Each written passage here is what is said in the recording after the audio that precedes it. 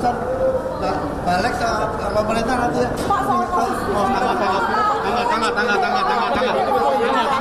Pak, gimana jawabannya Pak? Dikit Pak. Aduh. Turu. Ya. Setelah melihat nih, sesudah bertemu dan sekarang melihat persidangan PK berjalan, kami ingin tanggapan saudara saksi terhadap Sudirman selain tadi adalah yang paling rapuh, yang paling berat menghadapi siksaan tadi, apalagi kesan, apalagi yang saudara saksi dapatkan terhadap Sudirman ini? Sudirman merupakan orang yang paling berat karena dia mengalami tuduhan yang berat. Dia mendapat prasangka dari terpidana yang lain. Prasangka sebagai orang yang seluruh ucapannya dan tindakannya menjadi alat untuk membunuh teman-teman.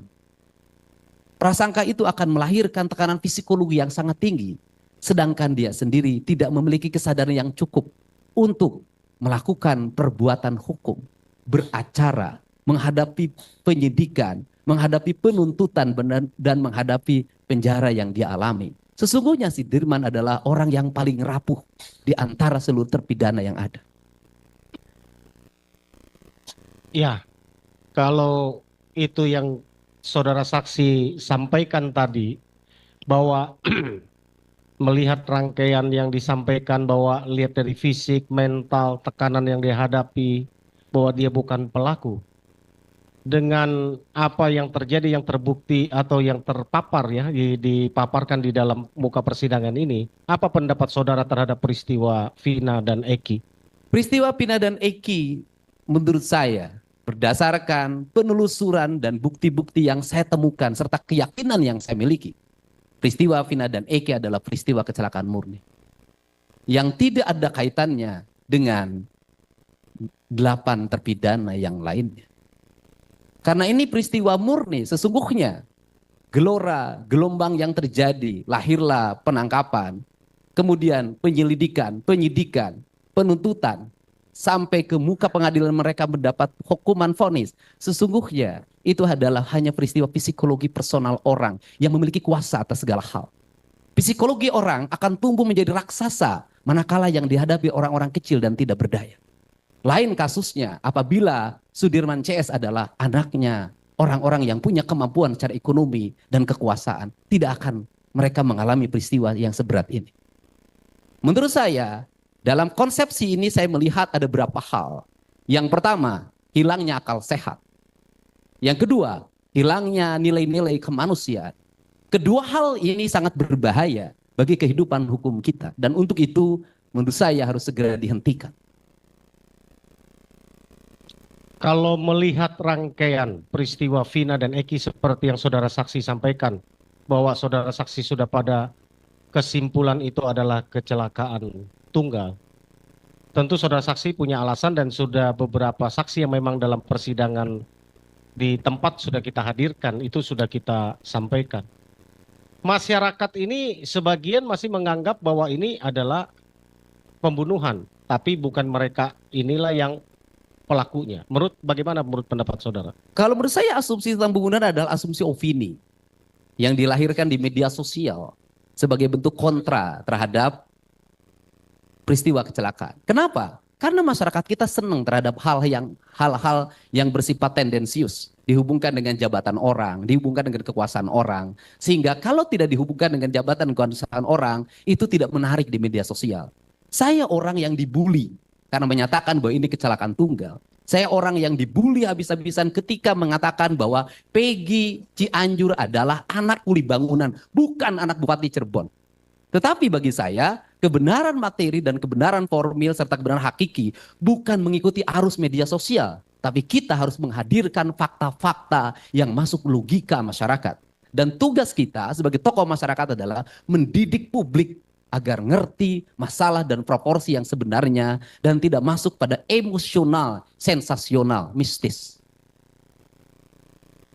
Yang terakhir dari saya, saudara saksi, Kang Haji Dedi Mulyadi, apa harapan saudara saksi melihat makin terbukanya peristiwa ini dengan PK 6 terpidana dan terakhir dengan PK pemohon Sudirman?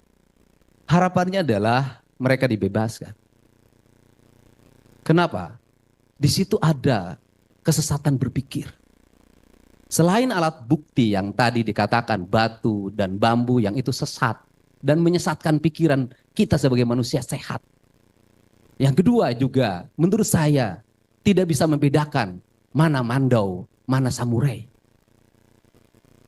Dalam pengakuan saudara Ucil, yang dia bawa itu, yang disita itu adalah mandau. Di keterangan pengadilan itu samurai. Padahal kita tahu mandau itu senjatanya orang Kalimantan dan samurai senjatanya orang Jepang.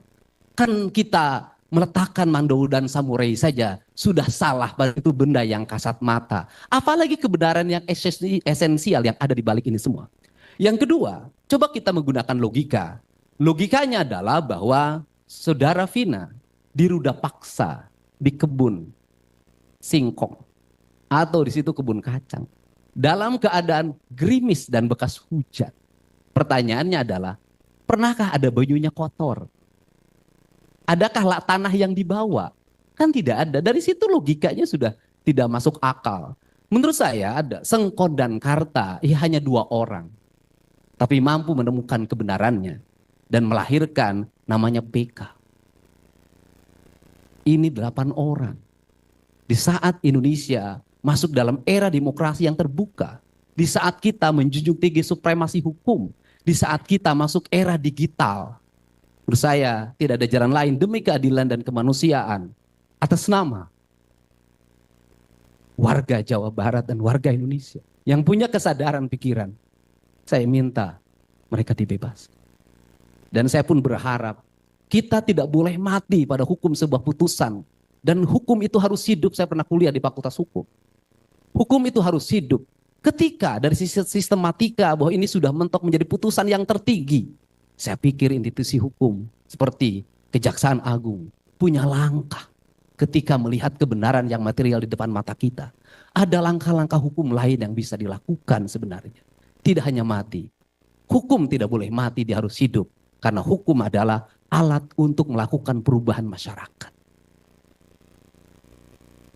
Saya sebelum dilanjutkan oleh rekan kami atas nama tim hukum DPN Pradi yang mendampingi 7 pemohon PK, dalam hal ini terpidana seumur hidup akibat peristiwa Vina dan Eki, sungguh mengucapkan terima kasih kepada Bapak Haji Dedi Mulyadi. Karena melalui Kang Dedi lah peristiwa ini bisa sampai ke tim hukum DPN Pradi dan dapat kami lakukan langkah-langkah hukum pembelaan sebagai profesi advokat, sebagai penegak hukum untuk menegakkan keadilan hukum walaupun langit akan runtuh sekalipun. Itulah yang kami sampaikan, itulah yang kami perjuangkan. Terima kasih sekali lagi kepada Kang Dedi Mulyadi yang sudah membuat awal peristiwa ini menjadi terang dan kasus ini dibawa kepada tim hukum DPN Pradi dan kami menanganinya bersama Profesor Dr. Otto Hasibuan SHMM. Terima kasih. Rekan lain mungkin tambahkan.